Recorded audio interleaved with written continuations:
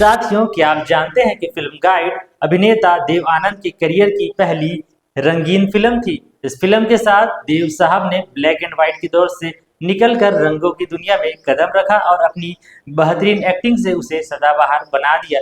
नमस्कार साथियों, आप देख रहे हैं एसबी फिल्म्स एंड मीडिया। मेरा नाम है तेजेश्वर साहू और आज हम देव आनंद साहब की फिल्म गाइड से जुड़ी कुछ बातों को आपके सामने साझा करेंगे। कुछ ट्रिविया है उन्हें साझा करेंगे। इस फिल्म के संगीत के दौरान एसडी बर्मन बहुत ज्यादा बीमार पड़ गए थे, लेकिन देव आनंद अपनी बात पर अड़ गए। उन्होंने कहा, मैं इंतजार करूंगा लेकिन म्यूजिक तो दादा ही देंगे। आखिरकार बर्मन साहब ठीक हुए और उन्होंने इस फिल्म में अपनी लाइफ का सबसे बेहतरीन और कालजयी संगीत दिया। इसके गाने आज भी हम सुनते हैं, काफी मजा आता है, कर्णप्रिय वे गाने हैं। फिल्म का मशहूर गाना आज फिर जीने की तमन्ना है राजस्थान के चित्तौड़गढ़ किले में शूट किया गया था। गाने के दौरान जब शीशे में वहीदा रहमान का अक्स दिखाया जाता है तो वह सीन रानी पद्मिनी की ऐतिहासिक कहानी को प्रस्तुत करती है। उसी को जोड़कर वह सीन फिल्माया गया है।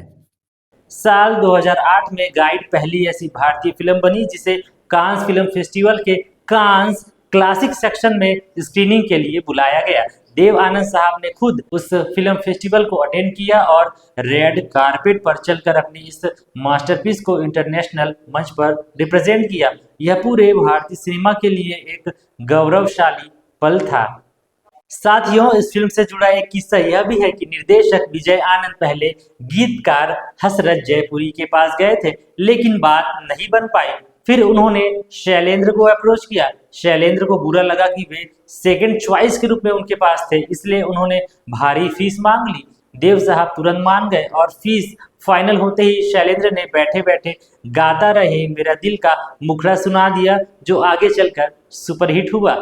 साथियों, इस फिल्म के लेखक आर के नारायण ने एक्टर देवानंद को यह बताया था कि यह कहानी उनके होम टाउन मैसूर में आए एक साल सूखे की असली कहानी से प्रेरित है। वहां के लोगों ने बारिश के लिए नदी किनारे बैठकर 12 दिनों तक प्रार्थना की थी और उसी सच्ची घटना को उन्होंने एक लव स्टोरी के साथ जोड़कर गाइड उपन्यास लिखा था। साथियों, बाद में आर के नारायण ने अपने इस फिल्म को खास पसंद नहीं किया। उन्होंने कहा कि यह मिसगाइडेड गाइड है। तो दोस्तों, ये थी फिल्म गाइड की कुछ अनकही कहानियां।